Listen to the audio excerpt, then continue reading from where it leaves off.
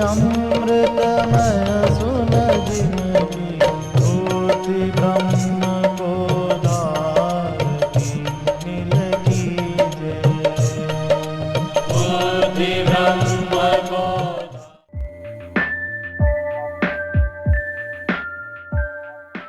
श्री राम जय जय राम। श्री राम जय जय राम।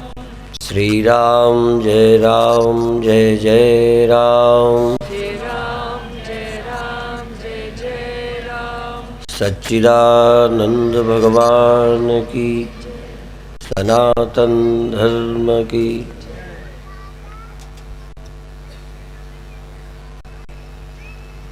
जैसे देह है, इस देह का ज्ञान आपको केवल जागृत अवस्था में रहता है।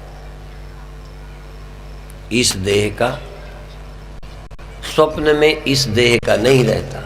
इस देह की तरह दूसरे देह का रहता है। इसी तरह का इंदौर आपको जो दिखता है वो ये इंदौर नहीं है, वो आपके स्वप्नों का इंदौर है। इसलिए यह भौतिक जगत जिसको दुनिया के लोग सत्य मानते हैं, इसका ज्ञान केवल जागृत अवस्था में होता है। और जागृत अवस्था स्थायी नहीं है, इसलिए जगत का भी ज्ञान स्थायी नहीं रहता। यद्यपि सो जाने के बाद उठकर पुनः दिखने लगता है, पर उठकर तभी तक दिखेगा जब तक ये है। आपको जगने के बाद इंदौर मिल जाता है, परिवार मिल जाता है, क्योंकि इस बीच वो बना रहा है। जागृत अवस्था में जो आपके पास परिवार है, इसमें जो सदस्य नहीं रहेगा, जगने के बाद नहीं दिखेगा। हमें अपने पिता नहीं दिखते, अपने गुरु नहीं दिखते, हमारे कई पाले कुत्ते अब नहीं दिखते, कई पाली हुई गायें भैंसें अब नहीं दिखती, कई हमारे पड़ोसी अब हमें जगने पर भी नहीं। क्यों नहीं दिखते? जब जग गए, इसलिए कि वो नहीं रहे। जगना देखने में नंबर 1 महत्व का है, पर जब होगा तभी तो जग के दिखेगा। जो बाप रहा नहीं, जो माँ नहीं रही, जो दादी नहीं रही, जो हमारा कुत्ता गाय भैंस नहीं रहे, जो हमारे मित्र पड़ोसी दुश्मन नहीं रहे, उनको आप जग के देख लेंगे क्या? इसलिए जगना अपने आप में एक महत्व का है, लेकिन जिसे देखते हो वो भी है, तभी तुम्हें दिखता है। नहीं तो जगने पर मरे भी तुमको दिखते, गिरा हुआ मकान भी तुमको दिखता, और उसमें फिर जाग के रह लेते। आप जाग करके किस मकान में रहते हो? जो सोने पर न दिखने पर भी बना रहा है। इसलिए जगत की व्यवहारिक सत्यता है, और जागृत अवस्था में उसका दर्शन होता है। जगत के संस्कार बस जागृत के देहाध्यास के कारण स्वप्न भी हमें दिखता है, लेकिन वो भौतिक सत्य नहीं है, मानसिक सत्य है, प्रातिभाषिक सत्य है, स्वप्नवत सत्य है। स्वप्न में स्वप्न के पदार्थों के अभाव का अनुभव आप करते हैं और उसका दुख अनुभव करते हैं। किसी दुश्मन का स्वप्न में नाश हो जाए तो आप खुश होंगे, लेकिन जब जग जाते हैं तो आप ये मान लेते हैं कि दुश्मन भी झूठा था, मित्र भी झूठा था, हानि भी झूठी थी, इसलिए दुख भी झूठा था। जब कारण ही झूठा निकला, जब धन झूठा निकला, तो स्वप्न की चोरी आपकी सच्ची नहीं हो सकती। जब स्वप्न का बेटा ही झूठा था, तो उसका मर जाना स्वप्न में तो सच्चा लग सकता है, जगने पर सच्चा नहीं लगेगा। उस समय दुख भी हुआ, बेटा भी दिखा था, पर न रहने पर ऐसा दुख नहीं होता जैसे जागे बेटे का न रहना दुख देता रहता है। वर्षों बाद भी दुख कम हो गया होगा मरने का। आप सबके दुख कम हो जाते हैं मरे लोगों के, जितना उस समय होते हैं बाद में नहीं रहते। लेकिन तब भी तुमसे पूछें कि वो बेटा था ही नहीं, बाप था ही नहीं, जो मर गया वो स्वप्न था, ऐसा आपका मन नहीं मानता। दुख का न रहना अलग बात है और मिथ्या लगना दूसरी बात है। वेदांत की दृष्टि से जब तक जगत का मिथ्यात्व निश्चय नहीं हो जाता तब तक जगत के दुख मिथ्या नहीं लग सकते। कारण यदि सत्य है तो कार्य कैसे झूठा लगेगा। पर जागने पर स्वप्न ही मिथ्या लगता है, इसलिए जो हुआ वो सब झूठा ही हुआ है। मरना झूठा, दुखी होना झूठा, लुट जाना झूठा, पिट जाना झूठा। उस समय दुख हुआ था, ये मैं नहीं कहता नहीं हुआ, लेकिन जग जाने पर उस दुख को सच्चा मानोगे। पर जागृत के दुख और सुख को बाद में भी सच्चा मानते रहते हो। जब तक तुम जागृत के सुख दुख को भी झूठा नहीं समझोगे, मिथ्या नहीं समझोगे, तब तक यह अनित्य तो कहा जा सकता है पर मिथ्या नहीं कहा जा सकता। इसलिए जो सपना और पेखना ऐसे जग को जान। जगत जब तक तुमको स्वप्न की तरह दिखने पर भी वास्तविक नहीं है और कुछ क्षण स्वप्न के स्वप्न होने की यह शर्त नहीं कि दोबारा न दिखे तो क्या राय है। जग जाने के बाद दोबारा कभी न दिखे तो उसे स्वप्न कहते हैं कि दोबारा फिर दिख जाए तब भी हर जगने पर लगेगा स्वप्न था। इसलिए जगत ज्ञान के बाद भी उसी तरह शरीर, उसी तरह भूख, उसी तरह प्यास, उसी तरह सुख दुख भी दिख सकता है पहले की तरह। लेकिन जब आप विचार करेंगे तो लगेगा सब झूठा है। इसलिए सुबह सुन रहे थे सुख स्वप्ना बुदबुदा, सुख दुख, सुख स्वप्ना और दुख बुदबुदा दोनों हैं मेहमान। सबका स्वागत कीजिए जो भेजे भगवान। जो तुम्हें दिख जाए उसे स्वप्ना देख लो, जो तुम्हें दिख जाए उसे स्वप्ना देख लो, और जिसको दिख गया उसे सत्य देख लो। ये बात सुनने पर थोड़ी थोड़ी जमेगी, पर बार बार विचारो, बार बार जागो फिर स्वप्न देखो, बार बार जागो फिर स्वप्न देखो। मना नहीं है, पर जागो भी तो, फिर सो जाओ फिर स्वप्न देखो, बिल्कुल मना नहीं है। और ये शर्त नहीं है कि तुम जागे हो तो अब स्वप्न न देखोगे, और ये भी शर्त नहीं है कि दोबारा स्वप्न सत्य देखोगे तो आगे स्वप्न फिर जागने पर झूठा न लगेगा।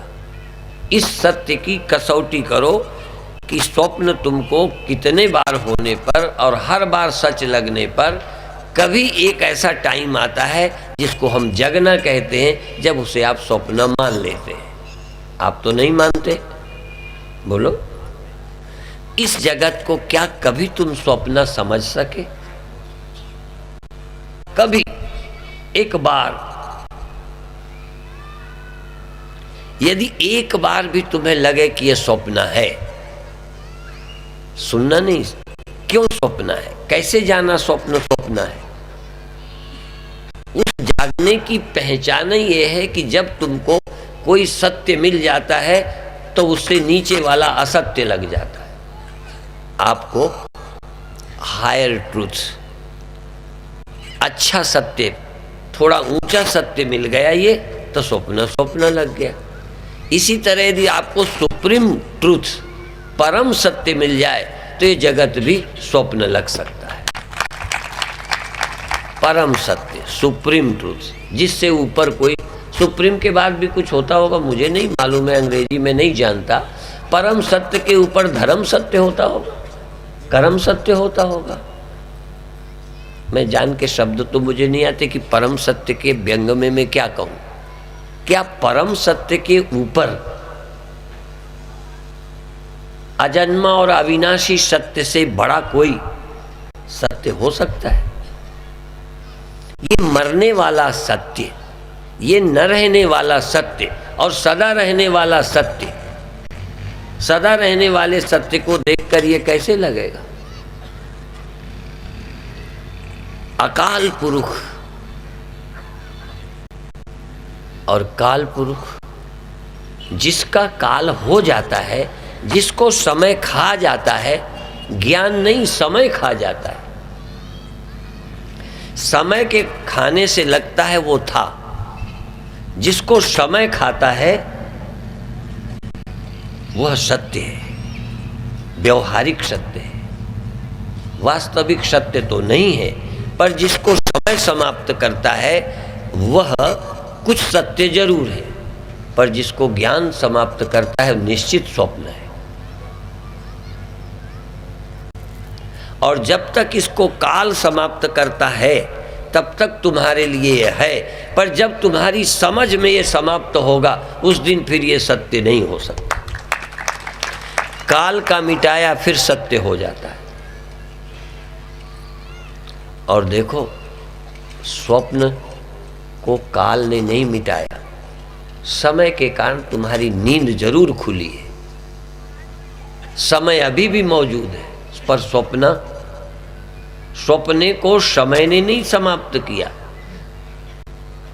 समय के कारण स्वप्न समाप्त हुआ है, सहयोगी है, मानता हूं, पर समय ने तो तुम्हारा बचपन समाप्त किया। कभी मानते हो कि झूठा था?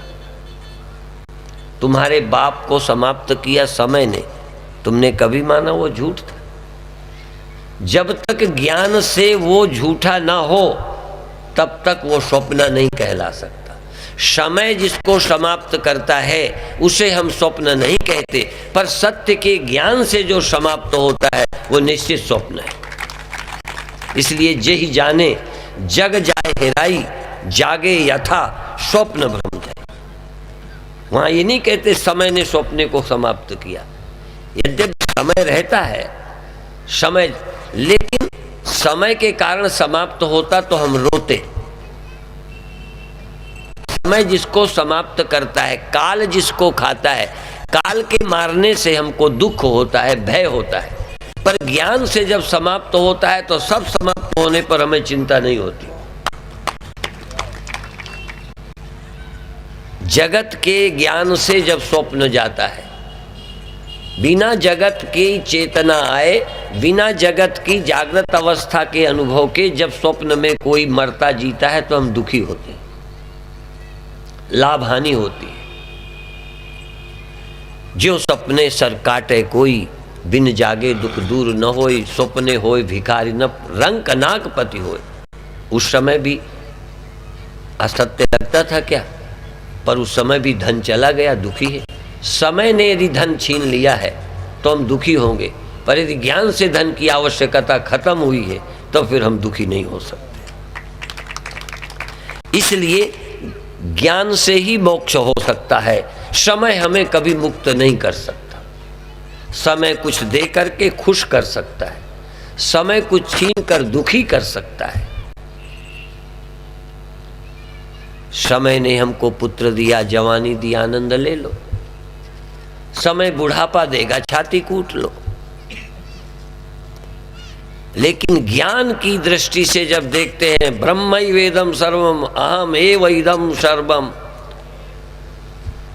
एक चिन्ह मात्र मैं ही सत्य हूं और जितना है कल्पना मात्र है। जिस समय यह जानोगे चिंता गई। लेकिन फिर नींद आएगी, बेहोशी आएगी। बेहोशी का मतलब आत्मविस्मृति। यहां बेहोशी का अर्थ जगत विस्मृति नहीं।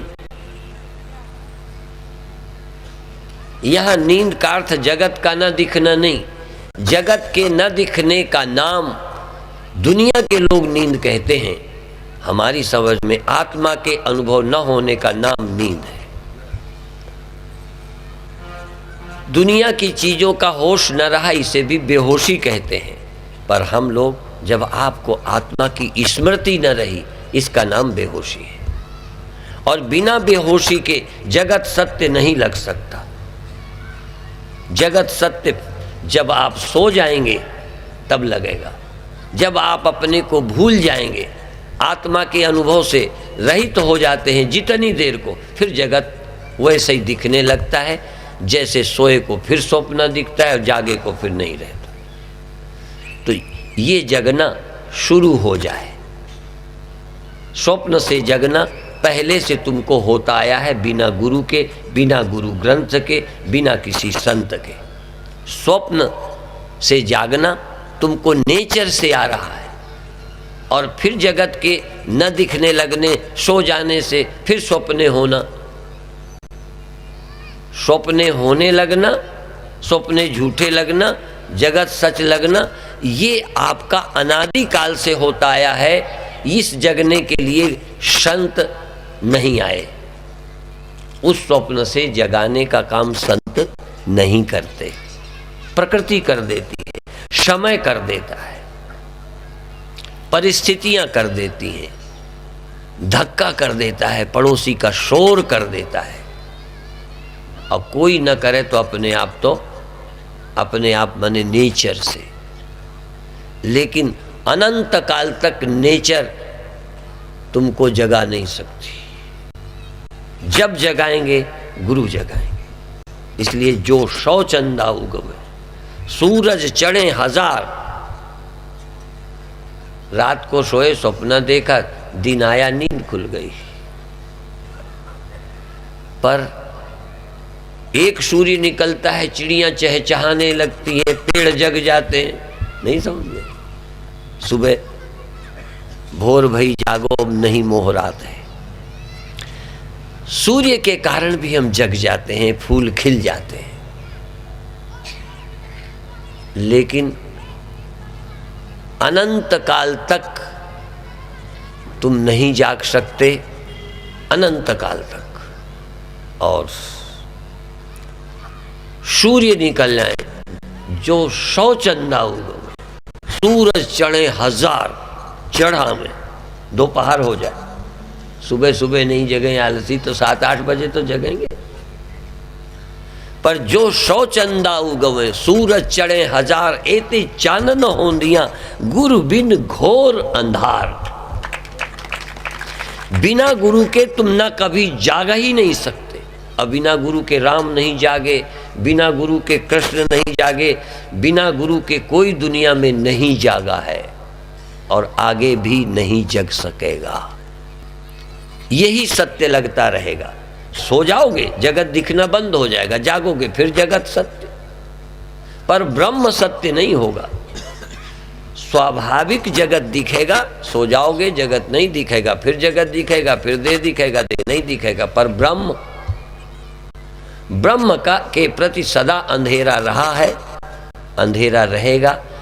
ब्रह्म के प्रति प्रकाश, ब्रह्म का ज्ञान सूर्य उदय से नहीं होगा, समय बीत जाने से नहीं होगा, नए जन्म से नहीं होगा, वो कभी भी नहीं होगा। जब भी होगा किसी न किसी ज्ञानी गुरु से ही होगा। अब ये तुम्हारी मौज है कि किसी गुरु की तलाश करो या ना करो, पर होगा काम गुरु से। बिना गुरु के किसी का ना हुआ है ना होगा। हाँ, बिना गुरु के, बिना किसी के स्वप्न खत्म हुआ है, वो होता रहा है, हो रहा है, आगे भी होते रहेंगे। पर जगत का मिथ्यात्व, ब्रह्म की सत्यता, नश्वरता तो समझ जाएंगे। जवानी गई समझ जाएंगे, इसके लिए गुरु नहीं चाहिए। बुढ़ापा आ गया है समझ जाएंगे, इसके लिए गुरु नहीं चाहिए। भूख लगी, प्यास लगी, ये मर गया, ये मिल गया, शादी हो गई, घरवाली आ गई, कोई मर गया, विधवा हो गए या विधुर हो गए, ये सब समझ में आता रहेगा। पर ये सब स्वप्न है। सत्य एक है, जो सत्य के जानने से झूठा लगे। देखो, घड़े को फोड़ दो, मैं फिर बताऊं, एक मूर्ख से मूर्ख जिसको थोड़ा सिर्फ बोलना आता हो, उससे मैं पूछूंगा कि ये क्या है, ये बोलो है। अब देखो मेरे करने से, समय से, अब किसी से पूछो तो कहेगा अब नहीं है। देखो ठीक है, ये समय से और करने से जो गायब हुई उसको आप झूठी नहीं कह पाओगे। गायब हो गई कहोगे, नहीं रही कहोगे, थी नहीं ये नहीं कहोगे। पर जो जानकर कपड़े को सरा समझ के कहेगा वो कहेगा अब भी कपड़ा ही है, गांठ नहीं है।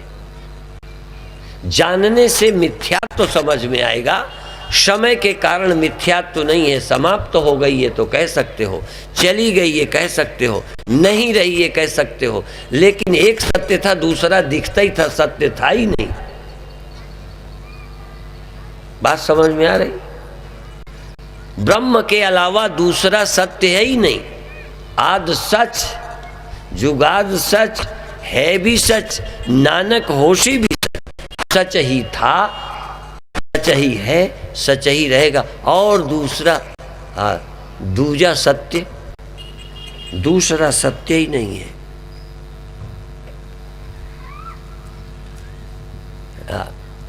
वकील अपने को बड़ा दिमागदार समझते हैं ना। ब्रह्म विचार वालों के यहाँ वैज्ञानिक और वकील और मास्टर, बड़े बड़े दिमागदार नेता, ये सब ऐसा लगता है जैसे इनके पास दिमाग ही नहीं है। गुरुओं की जो समझ है ना, गुरुओं की समझ से जब देखते हैं तो सब बेवकूफ लगते हैं। गुरुओं की समझ से देखते हैं तो कहते हैं सुअर और कुत्ते हैं ये सब। गुरुओं की समझ से जब हम देखते हैं तब लगता है ये सब सपने में पड़े हैं, ये जागे ही नहीं है। तब गुरु सोचते हैं इनको जगाएं, ये तो सपने में है। और उन्हें ये भी पता है अपने आप कभी नहीं जगेंगे, नए नए सपने तो देखेंगे। सपना लंबा होता जाएगा, आगे जीने का, मरने का, धनी होने का, गरीब होने का। ब्रह्म होने का अनुभव इन्हें कभी नहीं हो सकता जब तक कोई गुरु नहीं मिलेगा।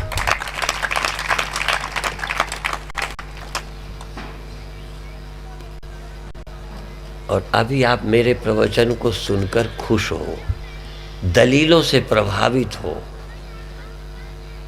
मेरे तर्क आपको प्रभावित करते हैं। पर यह सत्य जैसे हमारे गुरुओं को स्पष्ट था, जैसे मुझे स्पष्ट है, ये हम पढ़ के नहीं बोल रहे। शायद मेरे तर्क कहीं तुमने पढ़े भी ना होंगे। ये नहीं है कि ये ग्रंथों में नहीं है, सब ये ग्रंथों में है। पर जिस ढंग से मैं समझा रहा हूं, किसी एक की पुस्तक में लाकर दिखा दो कि जो बात कही है ये वहां है। सत्य यही सब में है, पर युक्ति तर्क कहने का ढंग। इसीलिए आपको मेरा प्रवचन यदि सत्य अपरोक्ष अभी ना भी होगा तो मेरे प्रवचन के तर्कों को आप झुठला नहीं सकते।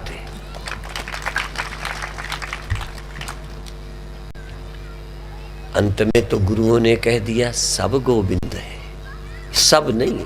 आप कहोगे समझोगे सब गोविंद है तो इतने गोविंद हो गए, क्यों गोविंद भाई?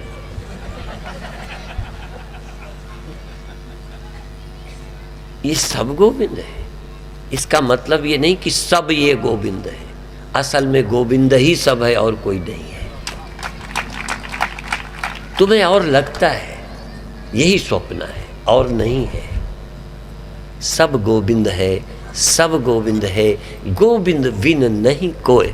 Govind win, Govind win, Govind win, Govind के बिना तो सुअर भी नहीं है। गोविंद के बिना कोई वस्तु ही नहीं है। लेकिन हमको सब नजर आता है, सिर्फ गोविंद नजर। यद अज्ञानाद अभूत द्वैतम ज्ञाते यस्मिन् निवर्तते। जिसके अज्ञान से ये सत्य लगता है, जिसके ज्ञान मात्र से सब सत्य नहीं ब्रह्म सत्य लगता है। ब्रह्म सत्यम जगन मिथ्या जीवो ब्रह्मैव न परा। और ब्रह्म सत्य जगत मिथ्या है ये भी है, और ब्रह्म सत्य है, उसके अलावा कोई और सत्य नहीं ये भी शब्द है। चूंकि ब्रह्म ही है इसलिए सब सत्य ही है और कुछ नहीं है। अनेक ढंग हैं देखने और समझने के।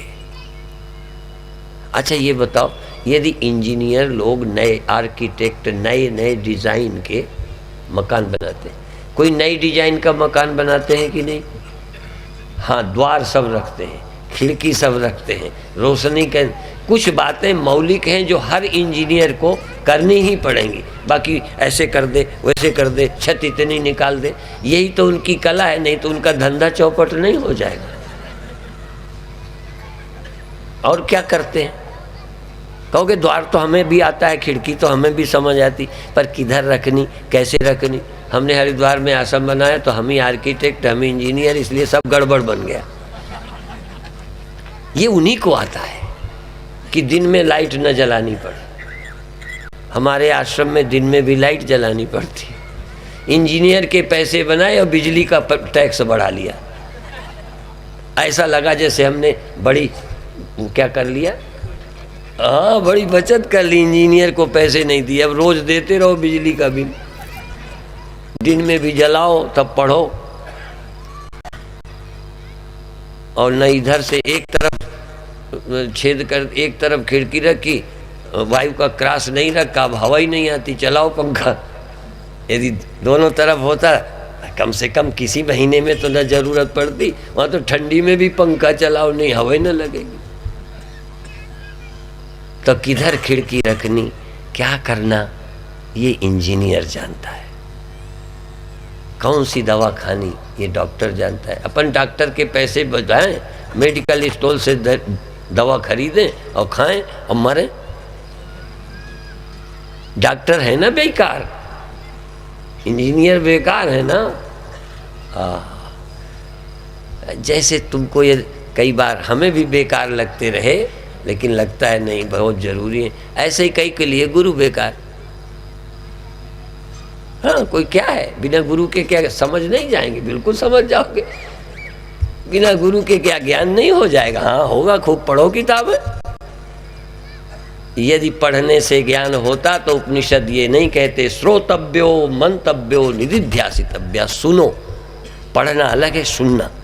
सुनना बिना गुरु के नहीं हो सकता, पढ़ना बिना गुरु के हो सकता है। इसलिए गुरु बिना ज्ञान नहीं, गुरु बिना ज्ञान नहीं, गुरु बिना ध्यान नहीं।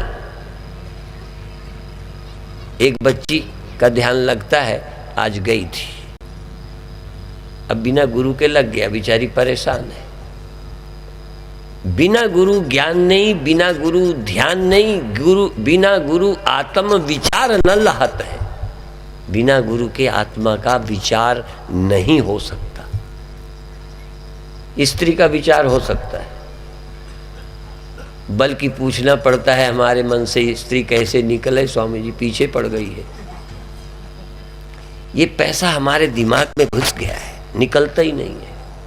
ये पद प्रतिष्ठा की इच्छा मांग दिमाग में धसी है। ये बिना गुरु के विचार आ रहा है। बड़े बनने का शौक गधे को भी जग गया है, यदि इंसान को जग जाए तो आश्चर्य क्या है। आजकल तो जानवर भी बड़े होने में लगे पड़े। जिनका अच्छा खासा गुजारा हो रहा था, 2 रोटी खा रहे थे, चैन में थे, दूसरों को देख के लगता है अब अगले बार हम भी नंबर मारेंगे। ये विचार आ रहे हैं, देख के आ रहे हैं।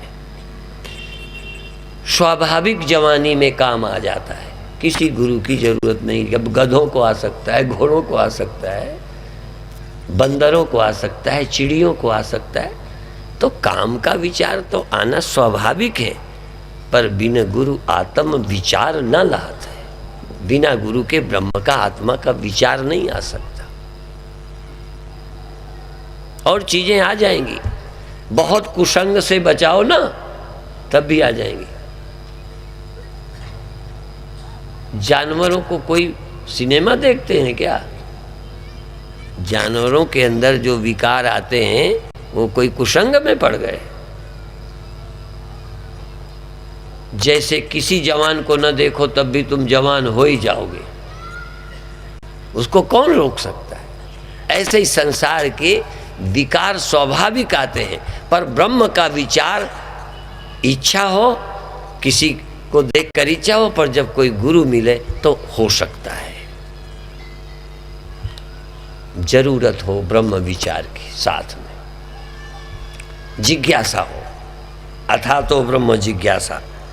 जब सारे पापड़ बेलकर मरने की समस्या हल न हो, वियोग की समस्या हल न हो, क्योंकि संसार की तरफ नजर है अकेली, सत्य पर नजर नहीं, तो ये समस्या का हल बिना सत्य को जाने, सत्य भी चाहे कि तुम्हारी समस्या हल हो जाए, हाँ, बिना सत्य के जाने सत्य भी, बिना मिट्टी के जाने मिट्टी भी चाहे कि घड़े को मैं मरने से बचा लूं, तो मिट्टी के बाप नहीं बचा सकते। देख, उसके बाप होता कोई नहीं है, वही सबकी बाप है।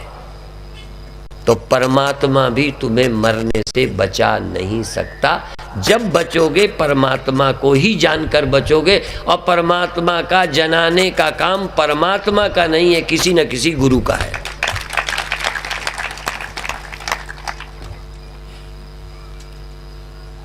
और परमात्मा भी कभी जना पाए ना,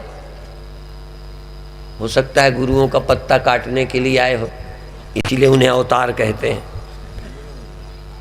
हाँ, आ गए तो देह में आए, उन्होंने भी भाषण सुनाया, गीता सुनाई। बिना गुरु के गुरु का काम, यदि भगवान भी तुम्हें तारना चाहेगा तो उसे भी गुरु ही बनना पड़ेगा। ईश्वर होकर नहीं तार सकता जब तक वो गुरु बन करके नहीं आएगा। तो गुरु माने ज्ञान देने की क्षमता लेकर जब तक नहीं आएगा। इसलिए भगवान कृष्ण आशीर्वाद वरदान ही नहीं दे रहे, गीता सुना रहे हैं। यदि ऐसे देखने से तरते तो अर्जुन को तो दिख रहे थे, अर्जुन तो साथ रहे थे, और खूब दोस्ती रही होगी, लड़ते झगड़ते धक्का मुक्की भी करते रहे होंगे। दोस्त दो दोस्त तो बड़ा मजा लेते रहते। एक बार मैंने देखा, एक बस से एक उतरा, दूसरी बस से दूसरा उतरा, गाली देने शुरू कर दिए। और उस समय मैं भी बसों में चलता था। यदि आप इसे पौराणिक कथा समझें तो जगह के नाम भी बता सकता हूं। बस वो लड़ने लगे, गाली देने लगे, लात और हाथ मुक्केबाजी करने लगे। तो मुझे नहीं देखा गया, मैं सोचने लगा बचाऊं, मुझे बड़ा भ्रम हो गया। तो जब तक मैं सोचूं और आगे हिम्मत जुटा के बढ़ूं, तब तक दोनों हंसने लगे। तब मुझे पता चला ये मखौल कर रहे थे। ये भगवान तक महाराज किसी को घोड़ा बना के, हाँ, घोड़ा बना देते, कहे तुम घोड़ा बनो मैं चढ़ूंगा, लो। ये सब करते रहे भगवान खुराफात। लेकिन इतना छूने से भी, खेलने से भी किसी को मोक्ष नहीं मिला। तुम भगवान के साथ रोज खेलो भी, दोस्ती भी कर लो। अर्जुन की दोस्ती थी, सखेति मत्वा प्रसभम यदुक्तम, हे कृष्ण हे यादव हे सखेति। तुम सम्मान से श्री भगवान कृष्ण बोलो, हे यादव। जाति परक, जैसे कोई कहे मेहतर, आजकल तो केस चल जाए, ऐ चमार, कितनी बुरी बात है। ऐसे वो यादव करे, ए हीरवा इधर आ, ऐसे बुलाते रहे दोस्ती में। हे यादव, हे सखेत। दोस्तों को कैसे बुलाते हो? आइए महाराज जी, ऐसे बुलाते हो। दोस्तों को कोई सम्मान से नहीं बुलाता। प्यार तो होता है, इसलिए बुरा नहीं लगता। लेकिन अब लगा, अरे मैं किनके साथ दोस्ती करता रहा, दोस्तों जैसा व्यवहार करता रहा। अब पछताता है। सखेति मत्वा प्रशुभम यदुक्तम, हे कृष्ण हे यादव हे सखेति, अजानता महिमानम तवेदम, मया प्रमादात प्रणयेन वापि। प्रमाद से, ना समझी से जो मैंने आपके साथ मित्रता का भी, दोस्ती बस अभद्र व्यवहार किया है, क्षमा करिए। मैं नहीं जानता था आपको कि आप कौन हैं। ओहो, भगवान मुस्करा कर कहेंगे, तू मुझे क्या जानेगा कि मैं कौन हूं? तू अपने को ही जान, पहले तू कौन है। तुझे अपने ही पता नहीं। जब तू ही स्वप्न में है तो तू स्वप्न के अलावा देखेगा क्या? जब तू स्वप्न में है तो सब स्वप्न देखेगा। जागने वाला जागता है, जो ब्रह्म है वही ब्रह्म देख सकता है, बाकी तू कैसे देखेगा मुझे? जब तक तू ब्रह्मता को प्राप्त न होगा। इसलिए भगवान को कोई भगवान देखे, इसके पहले भगवान उसको ही भगवान दिखा देगा। तुम गुरु को भी उतना ही देख पाओगे जितनी तुम्हारी अकल है।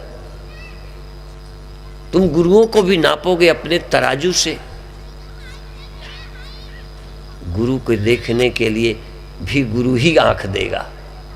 हाँ, विश्वास करो कि थोड़ा अच्छे हैं, बड़ी अच्छी बातें करते हैं, लगता है ये ज्ञानी है, लगता है ज्ञानी है, बस लगता है बहुत अच्छे महात्मा है, लगता है ये ब्रह्म ज्ञानी है, इन्हीं के पास चले बस। पर हम ब्रह्म ज्ञानी हैं कैसे तुमको पता चला? कुछ तर्कों से भरोसा आया। इसलिए कोई ज्ञानी ही गुरु हो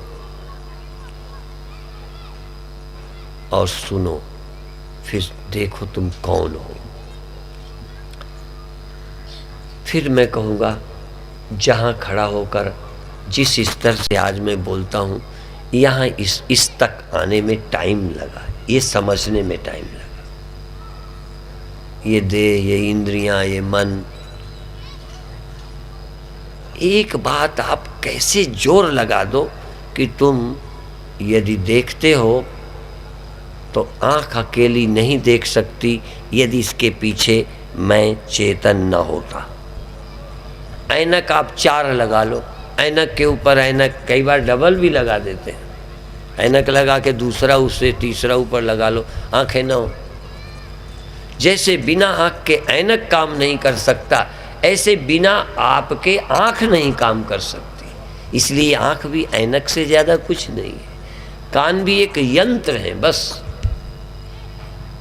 जीवंत तो सिर्फ तुम हो,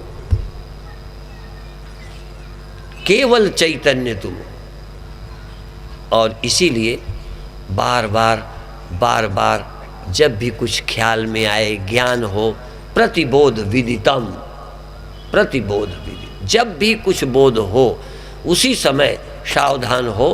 तो इस बोध का, ये जो बोध हुआ, अनुभव हुआ, वो क्यों हुआ? क्योंकि तुम हो। स्वप्न क्यों हुआ? क्योंकि तुम हो। तुम हो, पर तुम अपने होने का ध्यान नहीं है, तुम्हें आंख होने का ही पता है कि हम आंख हैं, देख रहे हैं।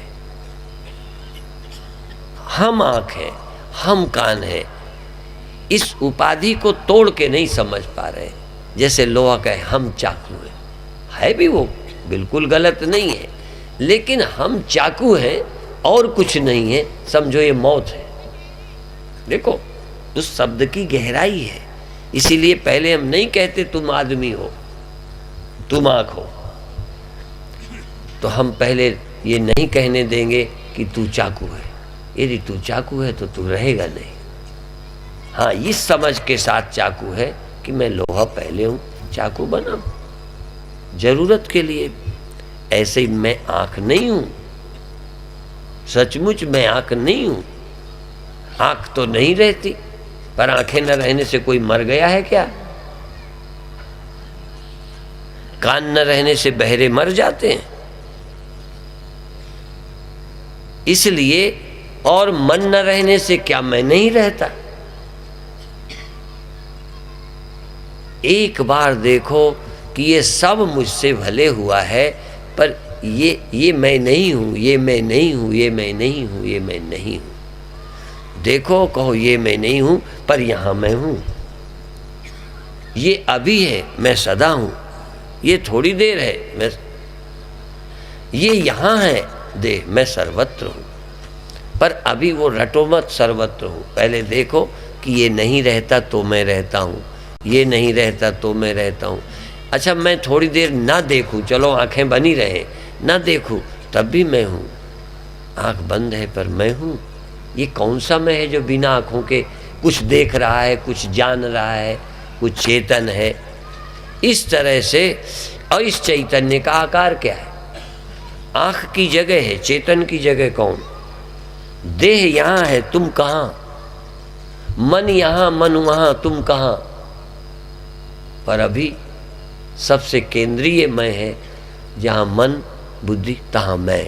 जब मन बुद्धि तब मैं, जब मन बुद्धि नहीं, ऐसा लगता है सो गए, बस सो गए। ये सबसे बड़ी मौत है, क्योंकि मन बुद्धि सो गए। मन बुद्धि सोए नहीं, मन बुद्धि खोए।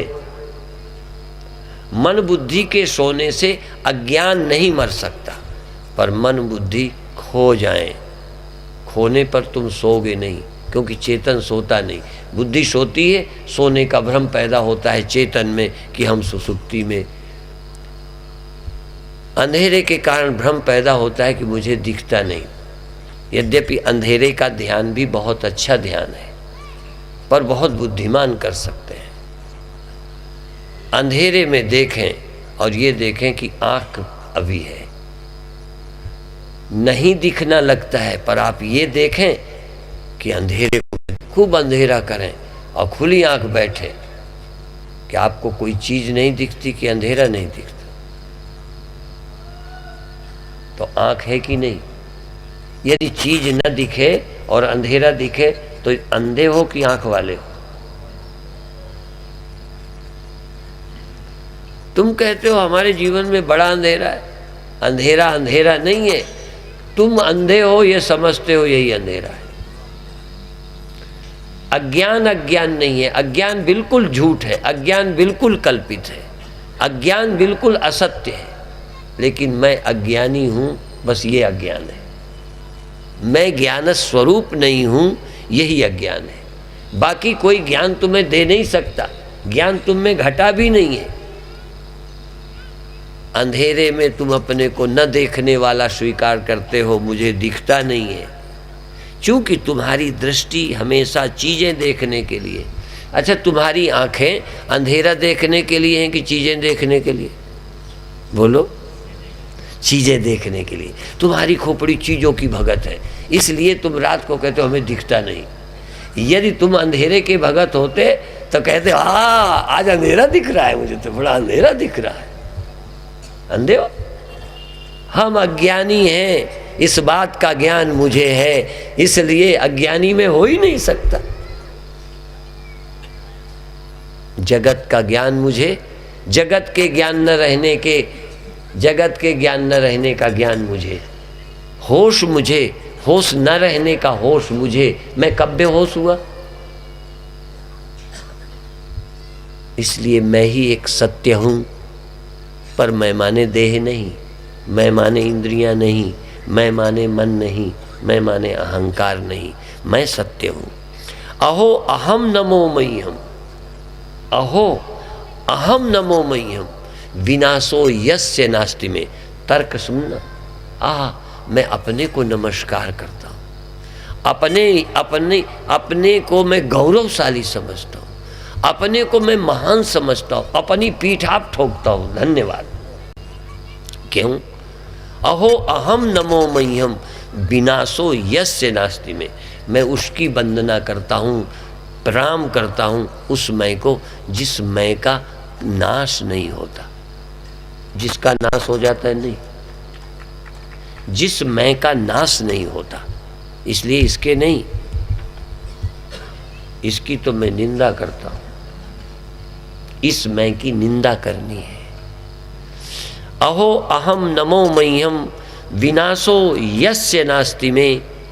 जिस मैं का नाश नहीं होता उसकी मैं वंदना करता हूं। तो वो कौन है? भगवान कहो चाहे मैं कहूं। विनाशो यस्य नास्ति में ब्रह्मास्तंभ पर्यंतम, गिना दिया। और ये नास्तिकों का श्लोक नहीं है, जरा ध्यान देना, ये किसी नास्तिक का कहा नहीं है। विनाशो यस्य नास्ति में ब्रह्मास्तंभ पर्यंतम जगत नासे पितिष्ठता। जो ब्रह्मा, चींटी से ब्रह्मा तक, ब्रह्मा से कीड़े मकोड़ों तक सारी जड़ जगत दुनिया का नाश होता है, ब्रह्मा तक के नाश होने पर जो नहीं मरता। ब्रह्मा के नाश होने में ब्रह्मा में रहने वाला नहीं मरता, चींटी के नाश होने पे चींटी में रहने वाला नहीं मरता, मनुष्यों के नष्ट होने पर मनुष्यों में रहने वाला नहीं मरता। वो कितने हैं? उसी की मैं वंदना करता हूं। अहो अहम नमो मह्यम, विष्णु भी उसी को मैं समझ के मस्त है, निर्भय है। नहीं तो विष्णु भी भड़बड़ाते फिरते कि मेरे बचने का कोई उपाय बताओ। जैसे तुम चिंता करते हो ना मूर्खता से, यदि मूर्ख भर होते विष्णु तो वो भी एक आदमी होते। वो तो ज्ञानी है इसलिए विष्णु है।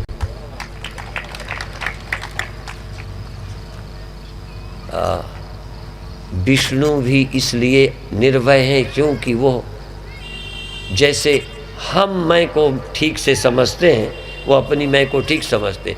तुम विष्णु को आदमी समझते हो, विष्णु अपने को ब्रह्म और परमात्मा समझते हैं। राम को आदमी समझना मूर्खता है, राम ब्रह्म है, इसीलिए निश्चिंत है। और तुम अपने को आदमी समझते हो, यही तुम्हारी गलती है। तुम भी ब्रह्म हो, तुम भी नहीं मरोगे, तुम भी राम, तुम भी विष्णु, तुम ही ब्रह्मा की तरह निश्चिंत रहो। शरीर से तुम आदमी होगे, विष्णु नहीं। शरीर से हम सुअर नहीं, इसलिए ये भी ध्यान रखना। जैसे एक नारी के शरीर में ब्रह्मता का प्राप्त हो जाए तो शरीर से वो पति नहीं है, शरीर से पति की पत्नी है, पर जो पति है वही पत्नी है।